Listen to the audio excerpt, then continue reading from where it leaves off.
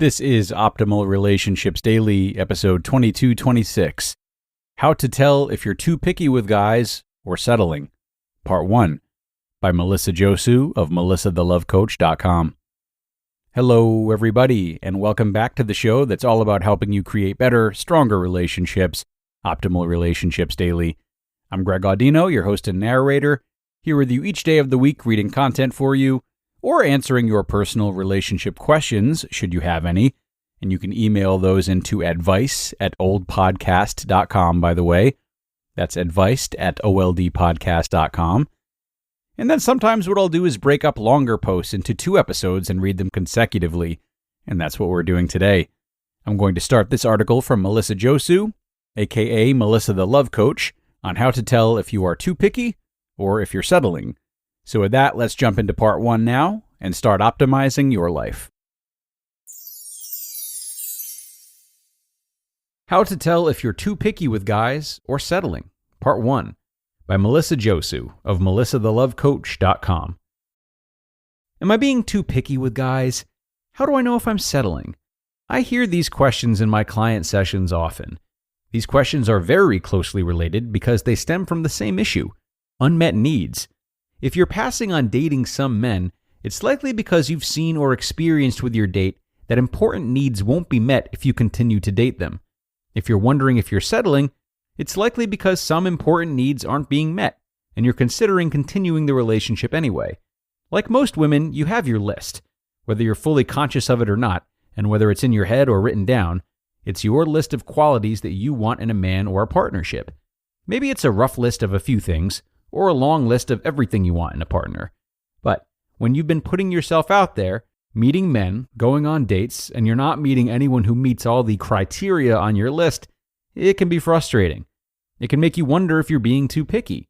You're thrilled when you find someone you really connect with, but then disappointed when he doesn't fulfill what's on your list. You start to question whether your standards are too high, whether you really should have everything that's on your list. You're tempted to lower your standards, to settle, because you're worried whether you're wasting your time. And because you haven't found anyone yet despite your efforts, you're feeling really concerned about if you're ever going to find what you're looking for. Can you relate? Are you too picky? Here's what's really going on. You're not too picky. You know in your heart that everything on your list matters to you on one level or another. Otherwise, why would you even bother to put it on your list, right? But here's the point that women often miss when dating. Everything on your list matters to you on some level or another, but not everything on your list carries equal weight. What we're not often fully conscious of is what do those things on your list really mean to you, and to what degree do these things matter to you?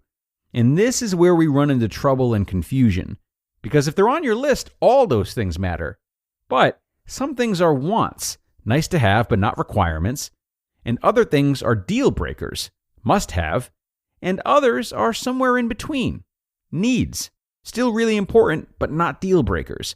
But when you don't know to what degree the things on your list matter to you, and when you try to apply everything on your list with equal weight to a dating prospect, you're going to, 1, dramatically lower your pool of eligible men, and 2, cause a lot of confusion, frustration, and self-doubt on your dating journey, because you don't have the clarity to know when you should cut bait or keep seeing him.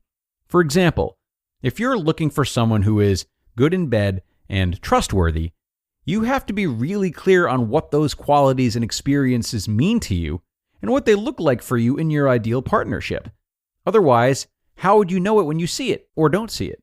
The key is how you define good in bed and trustworthy is what matters. The problem with settling. The problem with lowering your standards is that when you expect less, you get less. And if you settle and don't find a relationship that has what you really need and require, then there's always going to be a part of you that will be discontented about what you felt you settled on, if it was something truly important to you and your happiness. This is why it's so important to get clear on what you want and need in a relationship before becoming exclusive and making a commitment, so that you can make a conscious choice about whether someone is a good long-term fit for you versus finding out that he's not really a good fit for you when you're already deeply invested and it's much more painful to break up, like 3 kids and a mortgage later. step-by-step solution on how to solve the confusion around whether you're being too picky. So if you worry that you're settling or wonder whether you're being too picky, here's what you should do instead to answer that burning question and move beyond the confusion once and for all. 1. Get your list and write it out if you don't already have it written out. 2. Look at each thing on your list and really ask yourself what that means to you. For example, if you have affectionate on your list, what does that really mean to you?